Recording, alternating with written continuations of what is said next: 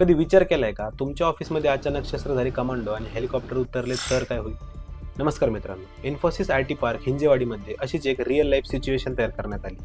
NSG commandos आणि पोलिसांनी emergency mock drill केली, ज्यानं सगळ्या ऑफिसचं वातावरणच बदललं. सकाळच्या ऑफिसचे तास, कर्मचारी कामात गुंग आणि अचानक हेलिकॉप्टर येतं. रोपवरून कमांडोज खाली उतरतात. पोलिसांचा बंदोबस्त आणि हलकासा गोंधळ.